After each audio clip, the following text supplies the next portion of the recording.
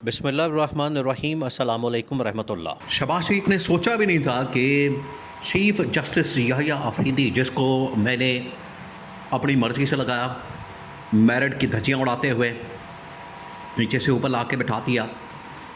Number तो किसी और का था, जस्टिस मंसूर अली साहब, फिर उसके बाद जस्टिस एजाजुल एहसन, फिर जस्टिस अतर मिनल्ला। चौथे पाँचवें नंबर पर जाकर याहिया अफरीदी का नंबर बनता था तकरीबन 10-15 साल बाद। लेकिन अभी उसको चीफ़ जस्टिस लगा दिया और सिर्फ इस मकसद के लिए कि याहिया अफरीदी आके सहूलतकारी करेगा गवर्नमेंट की। जिस तरीके से कादी फ़ाइज़ ईसा ने बड़ी ही दबा के हुकूमत की सहूलतकारी की, आज तक पाकिस्तान की तारीख़ या दुनिया की अगर आप जुडिशरी की तारीख़ उठा के देख लें तो इस तरह की सहूलतकारी और इस तरह का घटिया किरदार, इतना घटिया और ज़िल्लत आमेज़ किरदार आज तक कभी किसी ने अदा नहीं किया जिस तरह से कादी फ़ाइज़ ईसा ने किया, जो कि उससे पहले जमहूरियत की बड़ी चैम्पियन और अलम बरदार बना हुआ था, ह्यूमन राइट्स का, इंसानी हुकूक़ का, अदलिया की आज़ादी का, जमहूरियत का, इंसानी हुकूक़ का बहुत बड़ा चैम्पियन, अलम बरदार। लेकिन जैसे ही चीफ़ जस्टिस बना तो उसका अंदर का जो घटियापन था वो बाहर आ गया और हुकूमत की सहूलतकारी और हुकूमत के साथ मिलकर इमरान खान के ख़िलाफ़ केसेस, मुकदमात, धांधली, मखसूस नशस्तें, सब चीज़ लूट मार की इन लोगों ने।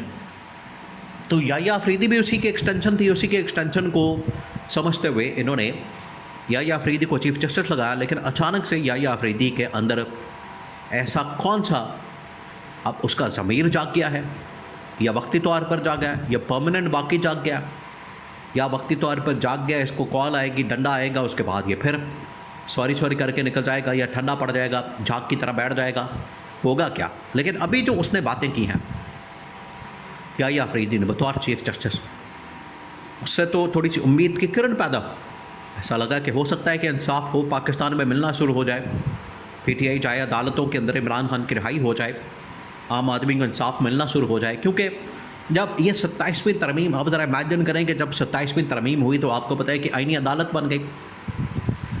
एक तरफ आईनी अदालत, दूसरी जानब सुप्रीम कोर्ट। अब आईनी अदालत और सुप्रीम कोर्ट, ऐसा लग रहा था कि आईनी अदालत एक एपेक्स कोर्ट बन गई है। एपेक्स कोर्ट से मुराद कि वो चीफ़ जस्टिस और सुप्रीम कोर्ट से भी ऊपर की अदालत बन गई है।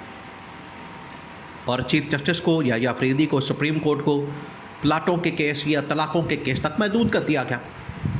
तो बड़ी शर्म की बात है कि सुप्रीम कोर्ट, पाकिस्तान की सबसे बड़ी अदालत, वो तलाक़ों के या प्लाटों के केस करे। तो याहिया अफरीदी ने कहा है कि शहबाज शरीफ, अब शहबाज शरीफ को उसने असल में मुखातिब किया। आज से चंद दिन पहले इस्लामाबाद हाई कोर्ट में जस्टिस मोहसिन अख्तर कियानी ने भी ये केस सुना। उसमें एक शख्स की सरकारी मुलाजिम की तैनाती के मतलब वहाँ पर उसने शहबाज शरीफ को तलब किया कि अदालत में आओ वरना तुम्हारे ख़िलाफ़ तौहीन अदालत लगाती जाएगी। अब इधर आईनी अदालत के अंदर सारे मुकदमात, तमाम चीज़ें, और आईनी अदालत को कहा गया कि सारे मुकदमात और चीज़ें और इमरान खान के केसेस और मुकदमात तुमने सुने। तो उसके ऊपर याहिया अफरीदी फट पड़ा। याहिया अफरीदी का अंदर का ज़मीर जाग गया, या शायद जज जाग गया, या इंसान जाग गया, या पता नहीं क्या हुआ। उसने कहा कि मैं यहाँ पर किस लिए बैठा, मैं छनकना बजाने के लिए बैठा हूँ। अब जो उसने बातें की हैं वो बड़ी मानी है। उसने कहा है कि आईनी अदालत और सुप्रीम कोर्ट ये एक बराबरी के इदारे हैं। आईनी अदालत सुप्रीम कोर्ट से ऊपर नहीं है, इसको सुप्रीम कोर्ट से ऊपर ना माना जाए कि ये हमारे ऊपर कोई बन के बैठ गई है। आईनी अदालत की अपनी डोमेन है, हमारी अपनी डोमेन है, हमारी अपनी ताकत है, आईनी अदालत की अपनी ताकत है, उसके अपने पास इख्तियारात हैं, हमारे पास अपने इख्तियारात हैं। कोई एक दूसरे के अंदर इंटरफेरेंस मत करे। और ये जो आईनी मुकदमात के सारे मुकदमात उधर चले जाएंगे। हम यहाँ पर छनकना बजाने नहीं बैठे, हमने भी आईनी मुकदमात सुनने हैं, गवर्नमेंट से रिलेटेड, रियासत से रिलेटेड, जमातों से मुताल्लिक़ तमाम के तमाम।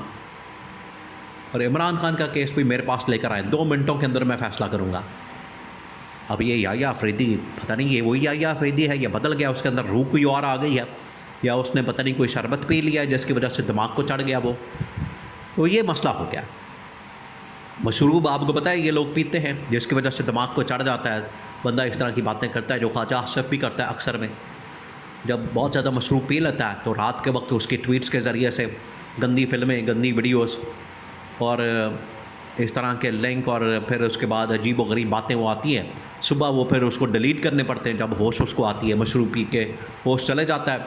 जब उतरता है नशा सारा तो फिर उसको होश आती है, तो लगता है उसके साथ यही अफरीदी के साथ यही हुआ, चकरा गया या वाकई में उसका ज़मीर जाग गया। लेकिन एक बहुत बड़ा सवाल ये है, अगर या अफरीदी इस बात के ऊपर कायम रहता है, डट जाता है और उसको अंदाज़ा हो जाता है, पता चल जाता है कि वाकई में यही इसी मकसद के लिए। देखिए, एक तो आपने पाकिस्तान के अंदर, मुल्क के अंदर सबसे बड़ा ओहदा इंसाफ का, अदल का, तो जिम्मेदारी आपके ऊपर है इंसाफ रहम करना। और अगर नाइंसाफ़ी हो रही है तो तमाम नाइंसाफ़ियों की जो वबाल है वो इनके सर भी जाएगा। जो करने वाला होगा उसके ऊपर तो जाएगा, लेकिन इसका वबाल चीफ जस्टिस के ऊपर भी आएगा अगर मुल्क में अदलिया के निज़ाम में किसी जगह नाइंसाफ़ी होती है। दूसरा ये, क़यामत वाले दिन रोज़े महशर आगे इनको हिसाब देना पड़ेगा।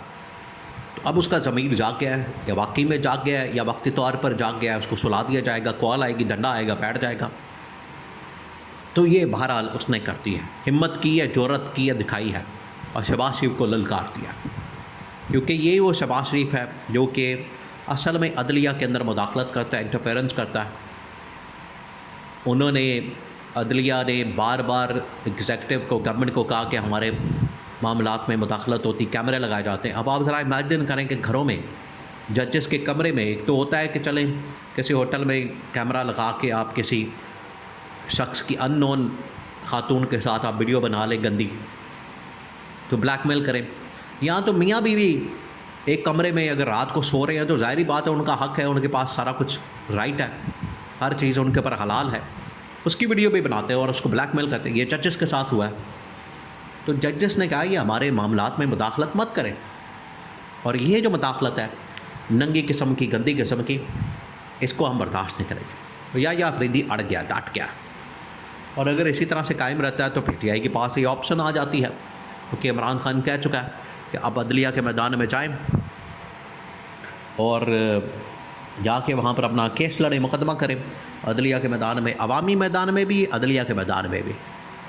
और आइन और कानून के मुताबिक इमरान खान हमेशा ये बात करता है, NRO नहीं चाहिए, बल्कि आइन और कानून के मुताबिक जो फ़ैसला बनता है वो दें, इंसाफ करें, ऑटोमेटिकली मुझे वो रिलीफ, वो इंसाफ मिल जाएगा जो कि नहीं मिल रहा, और उसकी पादाश में मुझे पाबंद सलासल किया गया है, जेल में डाला गया है। तो ये एक उम्मीद की किरण, एक होप वो पैदा हो या अफरीदी की बातों से, स्टेटमेंट से। ज़मीर जाग गया है या वक्ती तौर पर जागा, ये तो वक्त ही इसका फ़ैसला करेगा।